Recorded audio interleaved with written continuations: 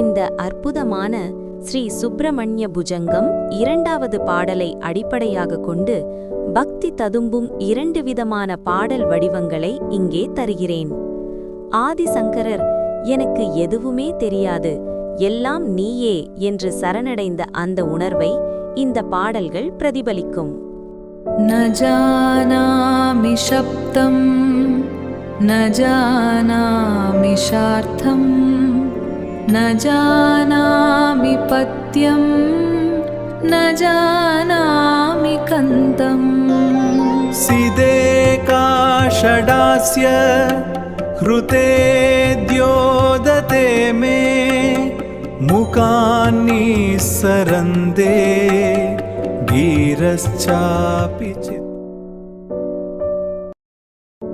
ஆதிசங்கரர் அருளிய ஸ்ரீ சுப்பிரமணிய புஜங்கத்தின் 2வது பாடல் இதோ.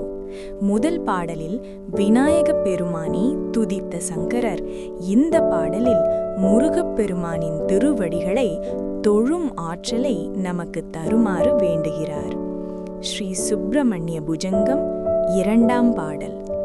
जानामि शब्दं न जानामि सार्धं न जानामि पद्यं न जानामि गद्यं सितेगाषडास्या हृदि द्योदते मे मुखान्निस्सरन्ते गिरश्चापि चित्रम्.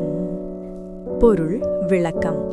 இந்த பாடலில் ஆதிசங்கரர் மிகுந்த அடக்கத்துடன் முருகனிடம் சரணடைகிறார். ந ஜானாமி சப்தம் ந ஜானாமி சார்த்தம். இறைவா, எனக்கு சொற்களின் இலக்கணம் தெரியாது, அந்த சொற்களின் ஆழமான பொருளும் தெரியாது. ந ஜானாமி பத்யம் ந ஜானாமி கத்யம். எனக்கு கவிதை இயற்றும் முறையும் தெரியாது, உரைநடை எழுதும் திறமையும் கிடையாது. சிப் ஏகா ஷடாஸ்யா ஹிருதி தியோததே மே.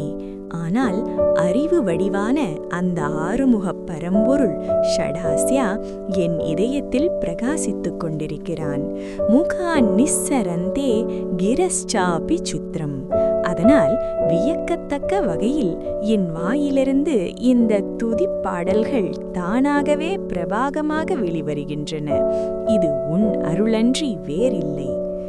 சாராம்சமாக, எனக்கு கல்வி அறிவோ கவித்திறனோ இல்லை.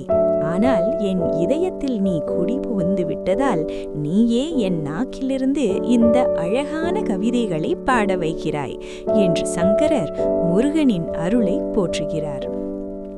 இந்த பாடலின் சிறப்பு. திருச்செந்தூர் கடலோரத்தில் சங்கரர் நோய்வாய்ப்பட்டிருந்தபோது முருகப்பெருமான் அவருக்கு காட்சி கொடுத்தார்.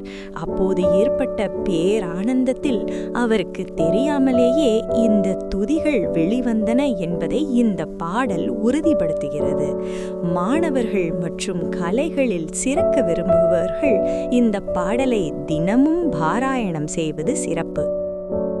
न जानामि शब्दं न जानामि शार्थं न जानामि पद्यं न जानामि कन्दम् सिदेका षडास्य हृतेद्योदते मे मुखान्निस्सरन्ते